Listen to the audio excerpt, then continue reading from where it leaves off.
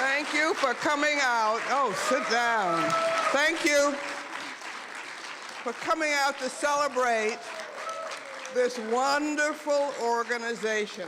I tell you, it makes me so mad to see how little has changed, and I mean, it is hard work trying to get these folks to do the right thing for its children and its citizens. And I just want to salute you. Thank you for coming out to support them, and I just celebrate the work that's here.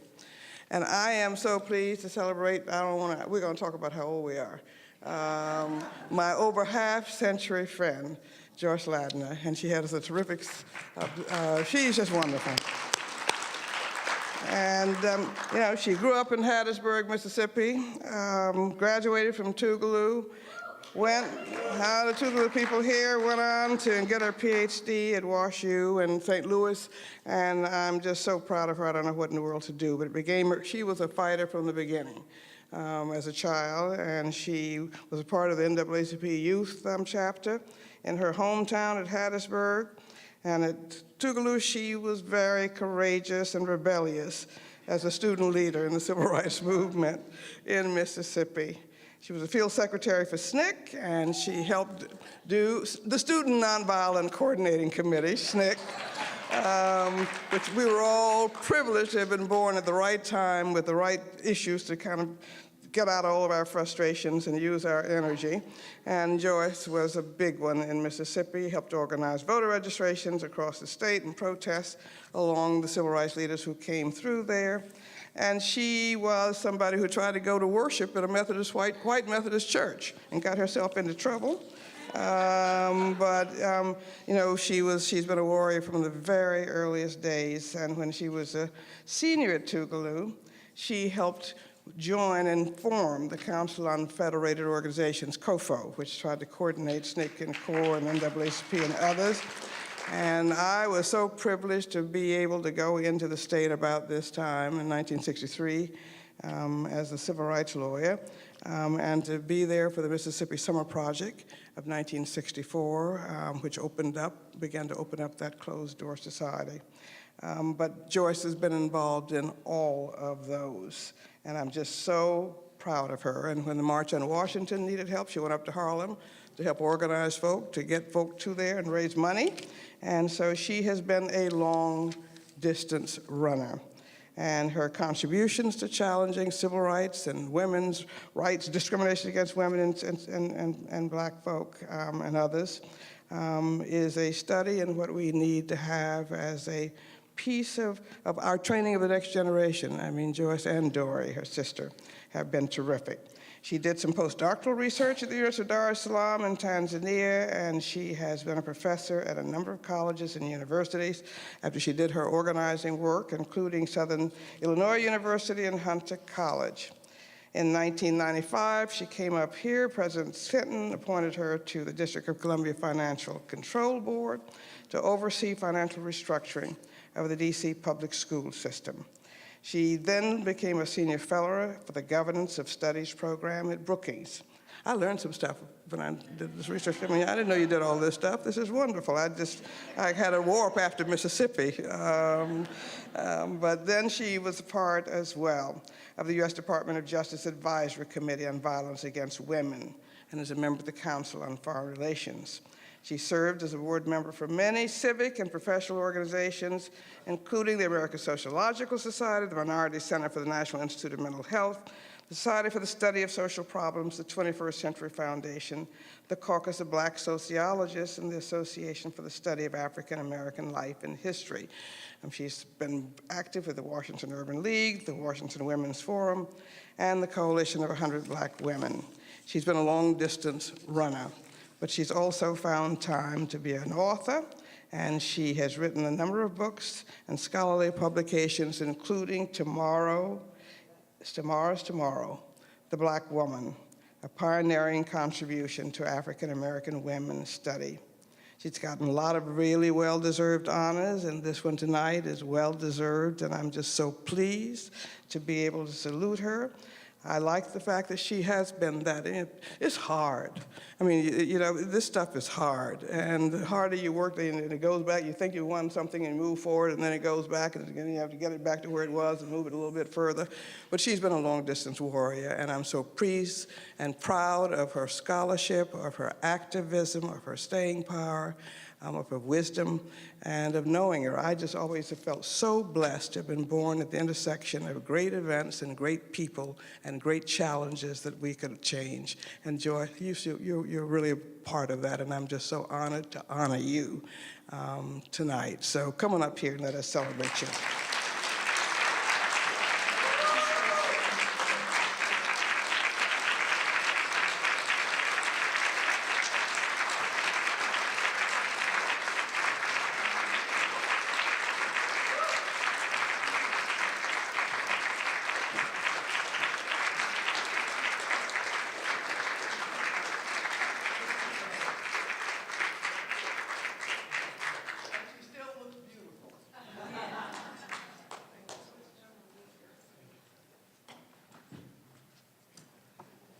Thank you so much. The first time I met Marian, she was running down the street of Greenwood, Mississippi, screaming, "Where's the payphone? Where's the payphone? I gotta call the Justice Department." And I looked around at her. I was intrigued by the fact that a black woman knew someone to call in the Justice Department. I was not about to rush to help her find the phone. I just took notice. You know someone in the Justice Department? In Mississippi, in the Delta of Greenwood in 1963. It was spring break, and she had just come down for spring break to work from Yale Law School, where she was a student. So after I took great measure of the fact that here was a black woman, a young, fine young black woman, she was fancy, who knew someone in the Justice Department to call, because we didn't know. We knew who our supposed congressmen were.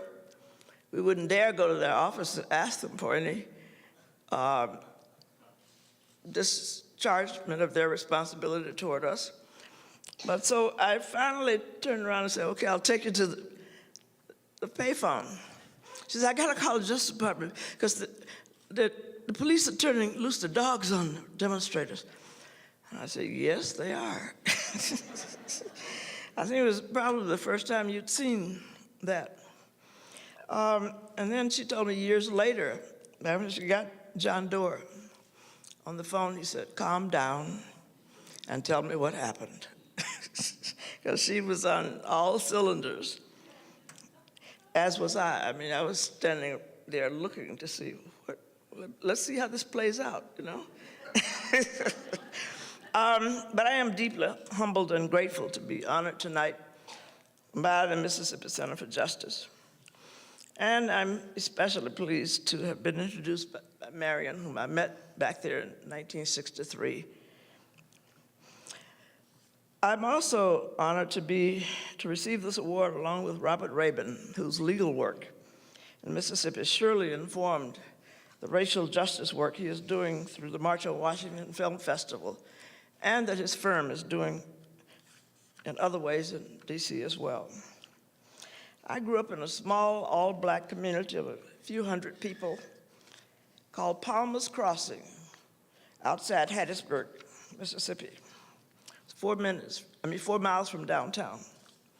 By the time I got to college, I had been a member of the NAACP Youth Council in Hattiesburg, and was mentored by Clyde Kennard and Medgar Evers, as well as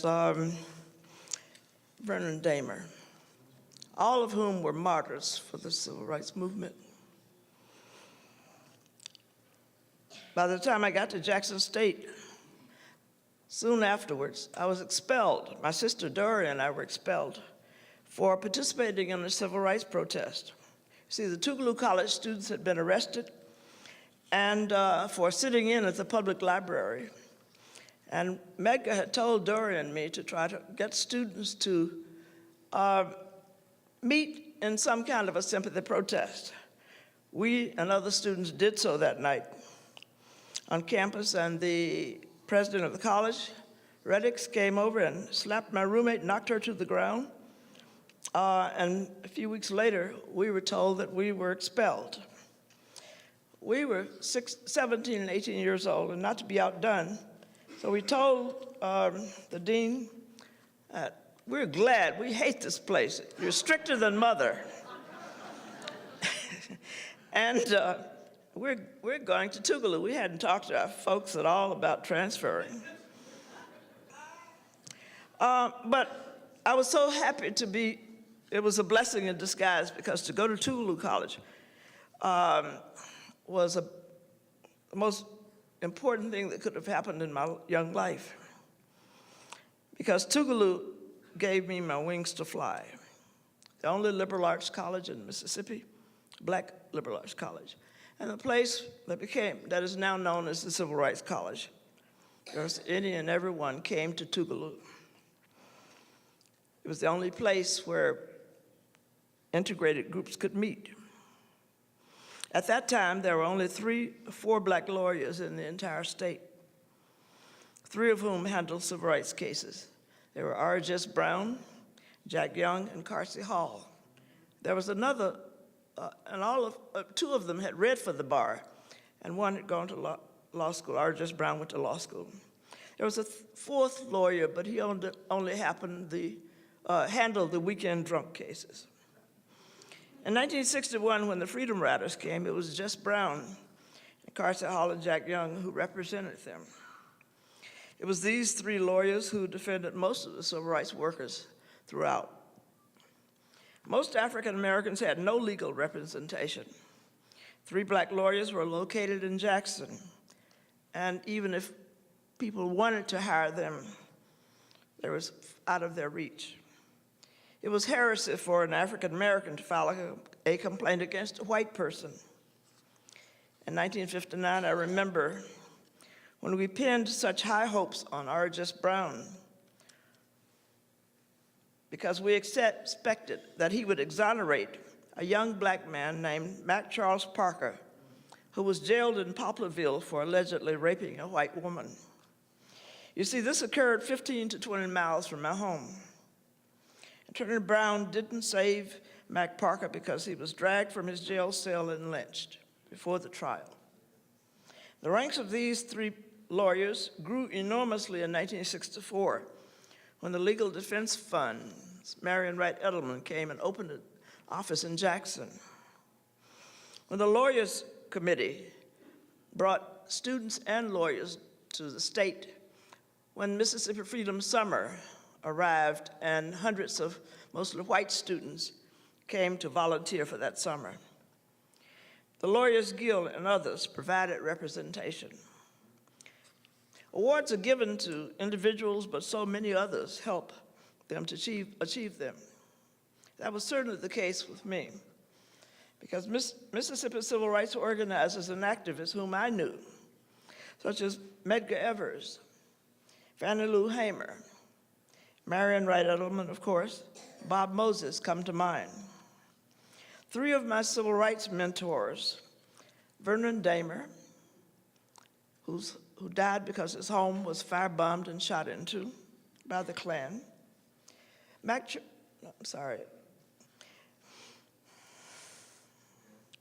Clyde Kennard,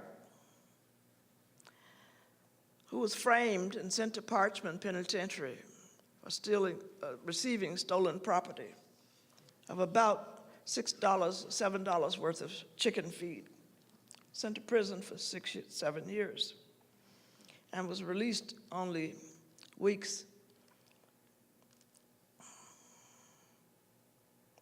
I would say a couple of months before he died of stomach cancer. And of course, Medgar Evers, whom I had known since high school when he came to Hattiesburg to organize our NAACP youth chapter. I knew 2 of the 3 civil rights workers who were murdered in the summer of '64. They were my friends. I was a member of SNCC, Student Nonviolent Coordinating Committee that Marian mentioned. We called ourselves the Green Beret because we were bad, young, Courageous, break all rules people, young people. Bob Moses has said that we were a group of about 30 young people throughout Mississippi who were determined to get the right to vote for all Mississippians. The numbers were never very large. But during that time, I failed the voter registration literacy test 3 times when I was in college.